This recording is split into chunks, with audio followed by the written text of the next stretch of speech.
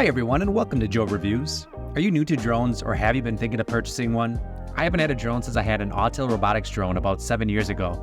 I purchased the DJI Mini 4 Pro a couple months ago as I was interested in taking some aerial videos and photos again. In the 7 years since I last owned a drone, it's incredible how far they've come. The size is way more compact, plus with features such as obstacle avoidance and active track, it's impressive what these drones can do these days. But that's not to say they're perfect. Some of these features still have some bugs to work out, so let's get into it. But first, the unboxing. Upon opening the top of the box sits another small box with some parts in it. In here are the spare propellers, charging cable, and cable that connects your USB-C device to the controller. Below those items sits the controller. I went with the RC-N2 controller, which means I need to use my phone to get a live feed of what the drone sees. I'll discuss the controller more in depth a little later on. Then finally, it's the drone itself. I was surprised by how small this thing really is. I saw videos of it, but once I held the unit in my hand, I was concerned if this thing would be durable enough to withstand any sort of wind. More on that later. Also included on the drone are the protectors for the propellers and gimbal when not in use. Now, setting up the Mini 4 Pro was simple. I removed the gimbal and prop protector, unfolded the drone, and screwed on the two joysticks on the controller. You're able to remove them so you don't damage them while traveling or etc. I haven't removed the joysticks since I installed them. Then I connected my phone to the controller. I turned on the controller and the drone. Both turn on through a somewhat odd ignition sequence. To turn on either one, you press the power button and then press it again and hold for a couple of seconds.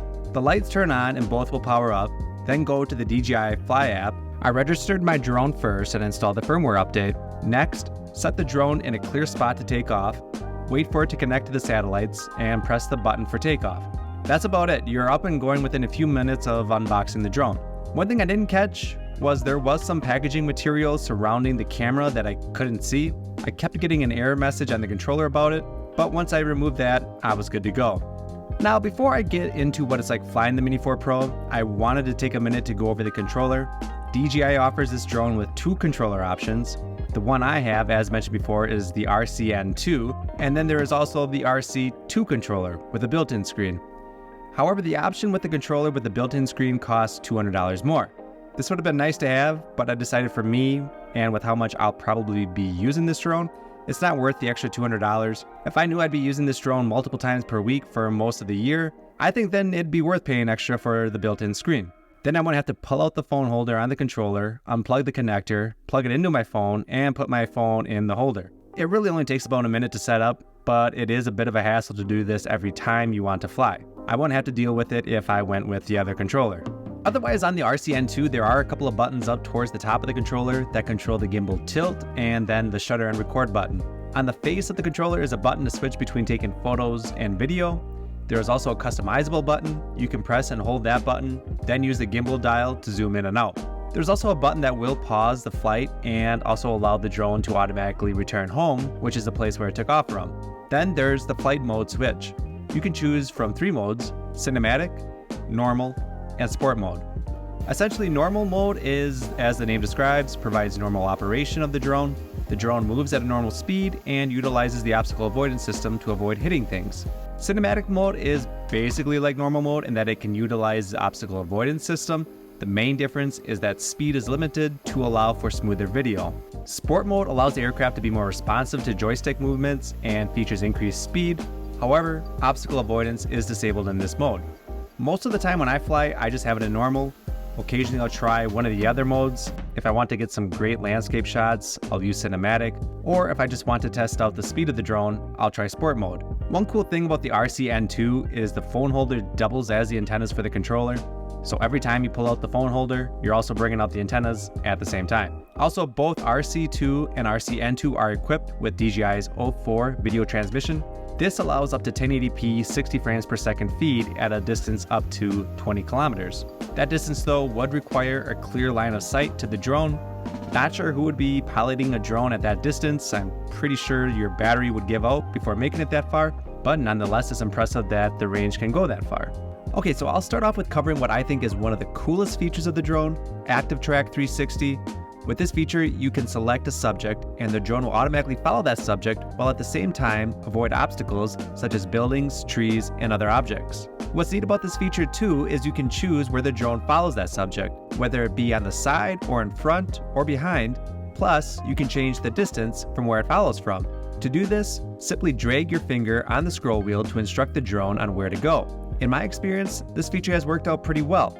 It does a good job of following the subject and going along the path you pick for it. If you have it set where the drone is in front of you and you turn, it reacts quickly to get out in front of you. One thing I wish DJI would do is allow you to map out maneuvers in advance so you wouldn't have to have the controller in your hand. For example, you could have the drone be in front of you, and then after a set time of say either 30 seconds or a minute, have the drone follow you from the side or behind. It's quite amazing to see this drone follow you around and automatically avoid obstacles, which brings me to the obstacle avoidance feature with the Mini 4 Pro. This is the first time DJI included omnidirectional obstacle avoidance on a Mini. Basically, this means it could detect objects from all directions and automatically avoid them. The last gen model had tri-directional avoidance. It could detect in front, behind, and below, but not to the sides or above. When the drone detects obstacles, there will be yellow and red markers that appear on your controller screen. The controller will also beep when the drone is near an obstacle. The closer you get to an obstacle, the faster it beeps, and the yellow markers will turn red. The first time I tried this, I went by a tree in my yard. I thought for sure I was going to hit it, but the Mini 4 Pro did what it was supposed to do and moved around the branches and kept following me. I did try it recently again in some woods behind my house to see how it would do in tighter quarters. I was concerned as the leaves are off the trees if it'd be able to detect the small branches. Well, I was right to be concerned because as I was heading back home, I turned around and when the drone tried to swing out in front of me, as I had it set that way, it clipped some small branches. It did a somersault, but luckily it didn't hit the ground. It hovered a couple inches above the surface and I was able to fly it out of the woods manually. In this other clip, where I was demonstrating Active Track 360, I have this wire that runs in between a couple of trees at my place. I was a bit worried the drone would hit it, so I had it follow me at a farther distance to go above the wire. I didn't see any obstacle avoidance markers on the controller indicating it detected the wire, something to keep in mind especially if you're anywhere near power lines. Over time, we'll see this obstacle avoidance software only improve. I am really impressed with how well it works so far. At this point though, just don't become overly reliant on it to avoid crashes. As I mentioned before, holding this drone in your hand, it's smaller than it looks like in most videos I've seen, which means the Mini 4 Pro is also light as a feather. It weighs just under 249 grams or 0.55 pounds, which means you wouldn't have to register this drone if you're flying for recreational purposes only. Also, a few more caveats to this rule which can be found on the FAA website. I've tested it in windy conditions up to about 35-mile-an-hour winds. It holds up pretty well. The drone shakes a bit, but the video still looks steady. I went up to about 300 feet with it in those windy conditions and did get a wind warning. For how small and light the Mini 4 Pro is, I think it held up well in windy conditions.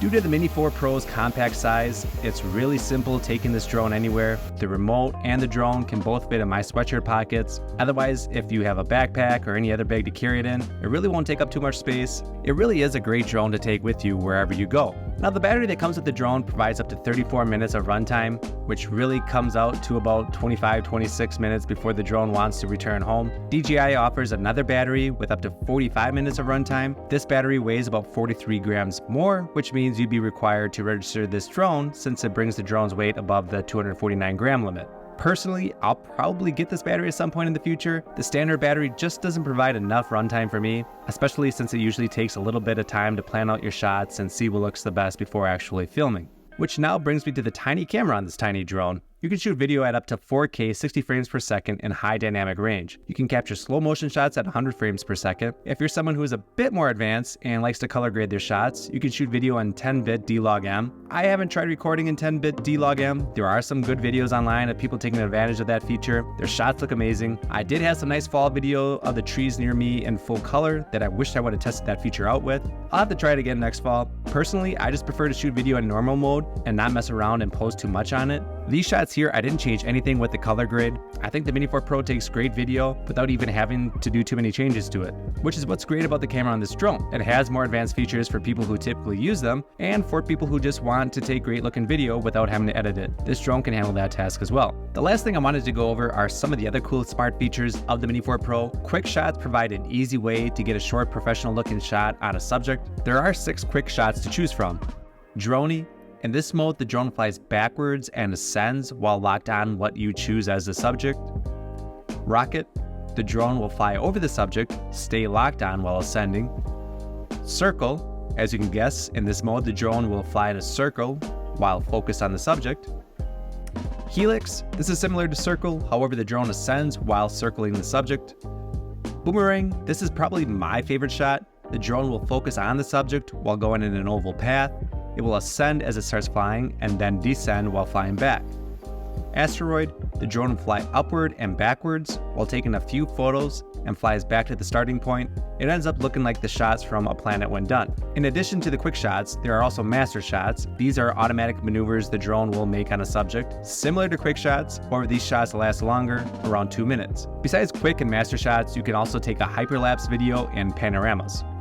When you're all finished with taking the shots you need, having the drone return home is simple. Just press the return home button on the controller and the drone maps out a course for its way back. It will automatically avoid obstacles. Again, if you're in an area with small obstacles such as tree branches or power lines, I wouldn't be over-reliant on the obstacle avoidance feature. The drone will automatically fly back to where it took off from, then land and power down. As you can guess, I'm a fan of this drone. It's not the cheapest drone on the market, but for the price it comes loaded with plenty of features. It's simple to set up, video footage looks great, plus the active track and obstacle avoidance system are great features for a drone at this price point.